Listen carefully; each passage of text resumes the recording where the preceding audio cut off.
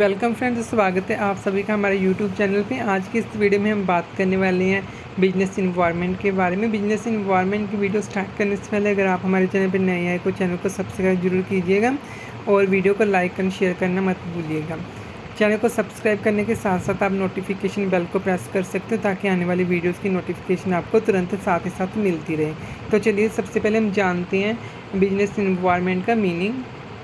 तो meaning of business environment, अगर हम मीनिंग की बात करें तो हमारा बिजनेस इन्वायरमेंट का मतलब होता है जो हमारा एक तरह के एक्सटर्नल फैक्टर्स होते हैं जहाँ पे कोई भी कंपनी, फर्म या कोई भी एंटरप्राइज अपने ऑपरेशंस कर रहा होता है जो उसको इफ़ेक्ट करते हैं। ये जो हमारे फैक्टर्स होते हैं ये काफ़ी तरह के फैक्टर्स हो सकते हैं। जैसे हमारे होते हैं कि सोशल कल्चरल फैक्टर्स हो सकते हैं, गवर्नमेंट फैक्टर्स हो सकते हैं, लीगल फैक्टर्स या डेमोग्राफिक फैक्टर्स हो सकते हैं जो कि हमारे जो होते हैं ये अनकंट्रोलेबल होते हैं। किसी के हाथ में इनको कंट्रोल करना नहीं, कोई भी इसको कंट्रोल नहीं कर सकता, कोई बिजनेस या फर्म इनको कंट्रोल नहीं कर सकती, इसलिए हम बोलते हैं ये अनकंट्रोलेबल होते हैं। और ये बिजनेस का डिसीज़न जब भी कोई फर्म या कंपनी है जो भी कोई डिसीज़न लेती है जब वो अपने जो ऑपरेशन करते हैं उनको अफेक्ट करते हैं। तो जो हमारा बिजनेस इन्वायरमेंट होता है ये हमेशा ऑलवेज चेंजिंग होता है और अनसर्टेन होता है। इसी तरह हमारे पास जो यहाँ पे मैंने जो डेफिनेशन आपको लिख के दी है यहाँ पे, business environment includes factors outside the firm which can lead to opportunities और threats to the firm. Business environment उन फैक्टर्स को इंक्लूड करता है जो आउटसाइड एक बिजनेस के आउटसाइड एक्सटर्नल फैक्टर्स होते हैं जो लीड करते हैं अपॉर्चुनिटीज़, अवसरों को लीड करते हैं, और थ्रेट्स जो भी उसके जो कमियां होती हैं उनको फर्म को उनको ये लीड करते हैं। Also there are many factors, ये बहुत सारे फैक्टर्स हो सकते हैं। The most importants are socio economic factors, technological factors, suppliers, competitors and government. तो ये ऐसे बहुत से फैक्टर जो हमारे बिजनेस इन्वायरमेंट को अफेक्ट करते हैं, तो इसे हम बोल सकते हैं कि ये बिजनेस इन्वायरमेंट में इंक्लूड किए जाते हैं। तो ये था हमारा मीनिंग एंड डेफिनेशन। अब हम देखते हैं एलिमेंट्स ऑफ बिजनेस इन्वायरमेंट। अब हम देखते हैं elements of business environment. Elements को स्टार्ट करने से पहले हमें पता होना चाहिए कि जो हमारा बिजनेस है उसके लिए इन्वायरमेंट ज़रूरी है। और इन्वायरमेंट का मतलब हम यहाँ पे लेते हैं सोसाइटी, और सोसाइटी के लिए किसी बिजनेस का होना ज़रूरी है, क्योंकि अगर बिजनेस इन्वायरमेंट में एग्जिस्ट करेगा वो तभी अच्छी तरह ऑपरेट कर पाएगा अगर उसको वहाँ से रिसोर्सेज मिलेंगे। जब बिजनेस कोई भी रिसोर्सेज लेता है और उनकी मैन्युफैक्चरिंग या जो गुड्स वगैरह उनकी सप्लाई एक सोसाइटी को प्रोवाइड करता है, तो जैसे ये दोनों एक दूसरे के ऊपर डिपेंडेंट हो जाते हैं, क्योंकि अगर बिजनेस को रिसोर्सेज मिलेंगे इन्वायरमेंट से तभी वो अपनी जो गुड्स या सर्विसेज उनको प्रोड्यूस करने के बाद सप्लाई कर पाएगा किसी सोसाइटी या इन्वायरमेंट को। तो हमने एलिमेंट्स ऑफ बिजनेस को 2 पार्ट्स में डिवाइड किया। सबसे पहले हमारे होते हैं इंटरनल इन्वायरमेंट, सेकंड होता है एक्सटर्नल इन्वायरमेंट। अगर सबसे पहले हम इंटरनल इन्वायरमेंट को डिटेल में देखते हैं। इंटरनल इन्वायरमेंट का मतलब होता है हमारी जो बिजनेस या एंटरप्राइज या फर्म या कंपनी, कोई भी हमारा जो बिजनेस होता है उसका जो इंटरनल पार्ट होता है जहाँ पे वो फंक्शंस उनको ऑपरेट करते हैं जब अपना बिजनेस जो करते हैं। ये हमारा इंटरनल कल्चर्स होता है, हमारा इंटरनल नॉर्म्स होते हैं, रूल्स एंड रेगुलेशंस होते हैं जो किसी भी फर्म्स के अंदर हो सकते हैं, जिसे हम बोल सकते हैं इंटरनल फंक्शनैलिटी होती है जी। तो हमारे जो इनको हम कंट्रोल कर सकते हैं, ये प्रोप्राइटर, फाउंडर या जो भी ऑनर्स होते हैं उनके हाथ में होता है इंटरनल इन्वायरमेंट को कंट्रोल करना। और इसी तरह हमारा सेकंड वाला एक्सटर्नल इन्वायरमेंट होता है जिसको हम बिल्कुल कंट्रोल नहीं कर सकते, ये अनकंट्रोलेबल होता है। तो इसी तरह अब हम देखते हैं इंटरनल इन्वायरमेंट को डिटेल में। तो सबसे पहले हमारा आता है इंटरनल इन्वायरमेंट्स में, सबसे पहला पॉइंट हमारा आता है values of proprietors, values of honours and values of founders. तो वैल्यूज़ में हमारा आता है कि हमारा जो बिजनेस का कल्चर या हमारे जो नॉर्म्स हैं वो कैसे हैं। तो ये हमारे वैल्यूज़ में इंक्लूड होते हैं, क्योंकि जो भी हमारे जो ऑनर्स या प्रोप्राइटर्स होते हैं उनकी वैल्यूज़ जो होती हैं, उनकी चॉइसेस वो बिजनेस के डिसीजंस को अफेक्ट करती हैं। जो हमारे वहाँ का कल्चर कैसा है, जैसे हम अगर बात करेंगे कि जो टाटा हमारा ग्रुप है, भारत की सबसे बड़ी कंपनी है टाटा ग्रुप, अगर उसकी बात करें तो उसका जो बिजनेस है वो काफ़ी सालों से इस्टेब्लिश किया हुआ है और काफ़ी लंबा चले आ रहा है। तो इस तरह जो वैल्यूज़ उनकी होती हैं प्रोप्राइटर्स वगैरह की, तो ये हमारे जो बिजनेस को अफेक्ट करती हैं, उसके डिसीजंस को अफेक्ट करती हैं।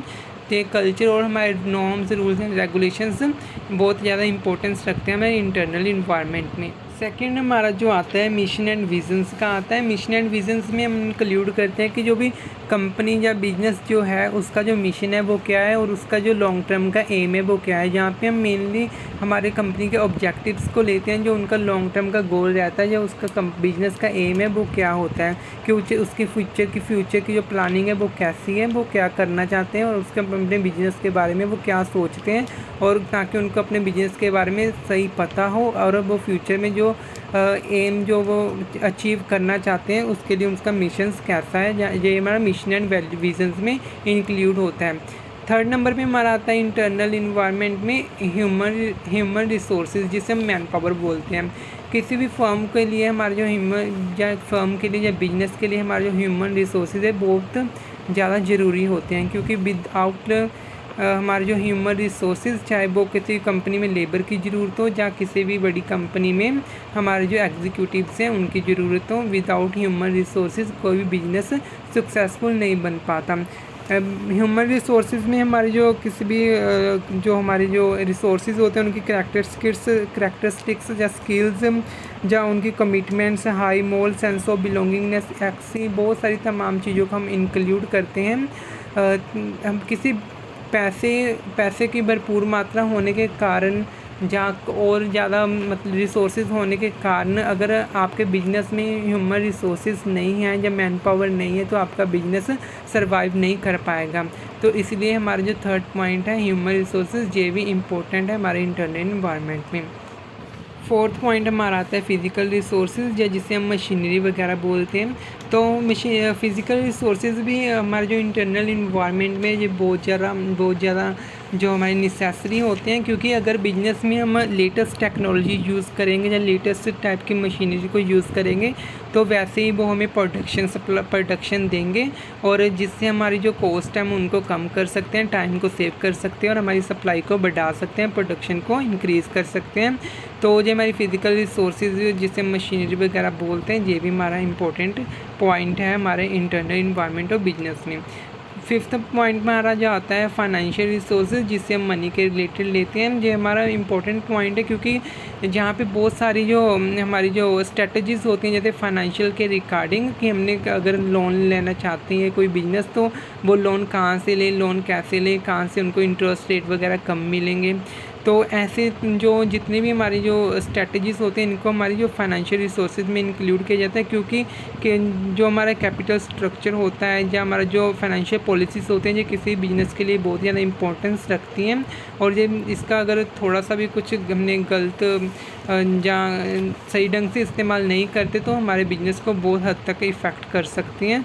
तो इसकी अवेलेबिलिटी और जो फाइनेंशियल पॉलिसीज़ हैं इनकी स्ट्रेटजीज़ वेरी इंपॉर्टेंट होती है हमारे इंटरनल इन्वायरमेंट के लिए। नेक्स्ट हमारा जो आता है मार्केट रिसोर्सेज आता है। मार्केट रिसोर्सेज में हमारे पास जो पॉइंट आते हैं जैसे हमारी मार्केटिंग के रिलेटेड जो हमारे प्लान्स होते हैं, बिजनेस के जो प्लान्स मार्केटिंग के लिए और डिस्ट्रीब्यूशन रिलेटेड जो होते हैं उनको इंक्लूड किया जाता है कि हमारा जो प्रोडक्ट की क्वालिटी है वो कैसी है, हम कौन सा प्रोडक्ट कैसी क्वालिटी में हमारे कंज्यूमर्स को प्रोवाइड करवा रहे हैं। जब हमने किसी बिजनेस का एम होता है कि बेस्ट की बेस्ट क्वालिटी में अपने जो कंज्यूमर्स हैं उनको प्रोडक्ट प्रोवाइड करें एट रीज़नेबल प्राइस, जो भी मार्केट में प्राइस चल रहा है उसके हिसाब से देख करके अपनी कॉस्ट को भी कवर करें और प्रॉफिट में भी रहें। तो बिजनेस को ऐसी स्ट्रेटजीज़ को फॉलो करना होता है। तो इसके साथ ही इसमें इंक्लूड होता है जैसे हमारी मार्केटिंग टीम होती है, डिस्ट्रीब्यूशन चैनल होते हैं एंड प्राइसिंग प्रमोशन स्ट्रेटजीज़। ये बहुत सारे इंपॉर्टेंट ये जो भी जितने भी कंपोनेंट्स हैं ये हमारे इंटरनल इन्वायरमेंट के लिए इम्पोर्टेंट होते हैं in marketing resources. Brand next हमारा जो आता है brand equity and company image. ये हमारा ब्रांड इक्विटी जो होता है अगर ये मोस्ट ऑफ द टाइम तब यूज़ होता है जब कोई कंपनी है वो अपना जो बिजनेस है वो बढ़ाना चाहती है या उसको लार्ज स्केल पे ले जाना चाहती है।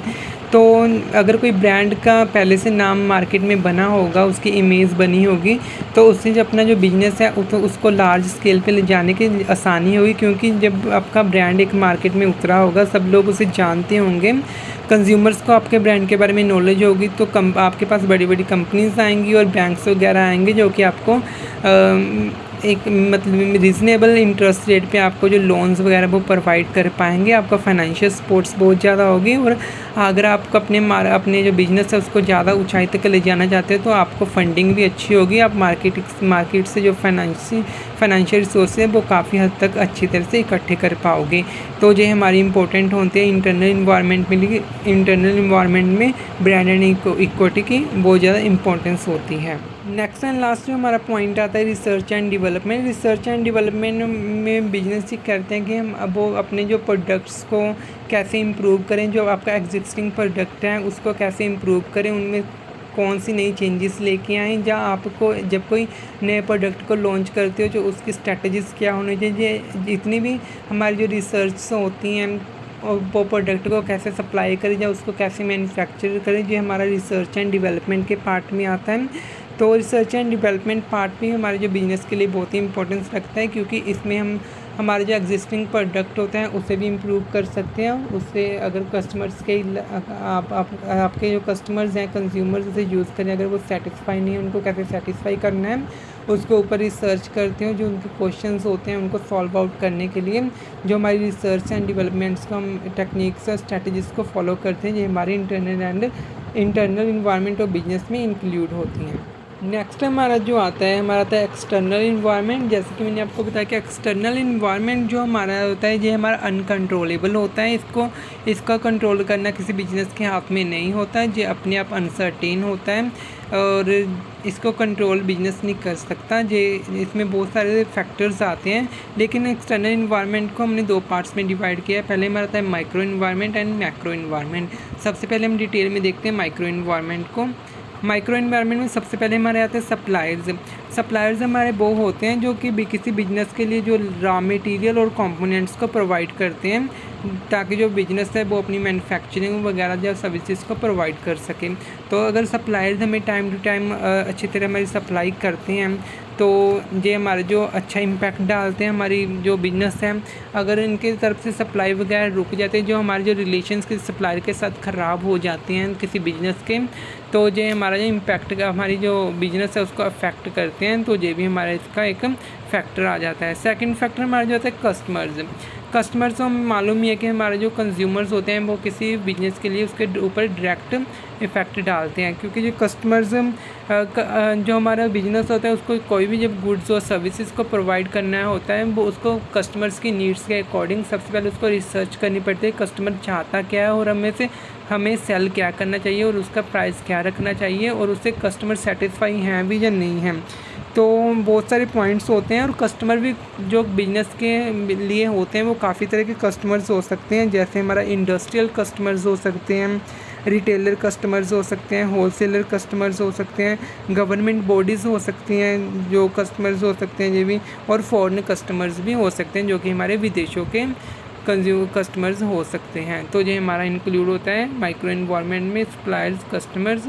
एंड थर्ड पार्ट हमारा जो आता है मार्केट इंटरमीडिएट्स में हमारे जो डिस्ट्रीब्यूटर्स या बिजनेस टू बिजनेस हमारे जो होते हैं डिस्ट्रीब्यूटर्स, ये हमारे इंक्लूड होते हैं। ये हमारे जो डिस्ट्रीब्यूटर्स होते हैं जो किसी बिजनेस से जो गुड्स वगैरह होते हैं वो रीज़नेबल प्राइस पे लेके अगर कस्टमर को ज़्यादा हाई कॉस्टली पे मार्केट में प्रोवाइड करवाते हैं तो ये हमारे बिजनेस को अफेक्ट कर सकते हैं, क्योंकि जो हमारे कस्टमर्स होंगे वो हमारे प्रोडक्ट को ज़्यादा कॉस्टली समझेंगे और वो उसको जो बाई करना कम कर देंगे। तो हमारे जो मार्केट इंटरमीडिएटरीज हैं ये भी हमारा काफ़ी हद तक बिजनेस को अफेक्ट कर सकते हैं। इसके अलावा हमारे कंपटीटर्स होते हैं। कंपटीटर्स अपना एक अलग ही रोल प्ले करते हैं। अगर मार्केट में कोई भी बिजनेस तभी सर्वाइव कर पाता है अगर वो कंपटीशन के अकॉर्डिंग अपने आप को मार्केट में अपनी जो स्ट्रैटेजीज़ हैं उनको अच्छी तरह फॉलो करता है और अच्छी स्ट्रैटेजीज़ हैं वो बनाता है। अगर बिजनेस को मार्केट में सर्वाइव करना है तो उसको कंपटीशन अपने कंपटीटर के साथ कंपटीशन में लड़ना पड़ेगा और कंपटीशन को आगे बढ़ना पड़ेगा। तो इसी में कंपटीशन के हमारे काफ़ी तरह से के टाइप्स होते हैं। जैसे डिज़ायर्ड कंपटीशन हो सकता है, जेनेरिक कंपटीशन हो सकता है, प्रोडक्ट फॉर्म कंपटीशन हो सकता है, ब्रांड कंपटीशन और रेगुलेटिंग एजेंसीज। इसके अलावा हमारा जो ब्रांड कंपटीशन भी हो सकता है। इसके अलावा हमारी जो आती है पब्लिक क्या करते हैं, हमारे कस्टमर्स ही, मोस्ट ऑफ द कस्टमर्स ही होते हैं जो पब्लिक में इंक्लूड होता है। इसके अलावा हमारे शेयर होल्डर फाइनेंसियर्स आते हैं। अगर आपका बिजनेस अच्छा चल रहा होगा तो आपके जो शेयर होल्डर्स है वो ज़्यादा बढ़ेंगे और जो और फाइनेंसियर्स होंगे आपके पास और इन्वेस्टमेंट होगी, आपका शेयर्स इंक्रीज, शेयर की जो सेल होगा वो ज़्यादा होगा और आपके पास जो फंडिंग है वो ज़्यादा होगी। इसके अलावा अगर बिजनेस आपका फॉल में जा रहा होगा तो आपके शेयर होल्डर्स कम हो जाएंगे, तो जिसकी वजह से आपके जो बिजनेस को अफेक्ट कर सकते हैं।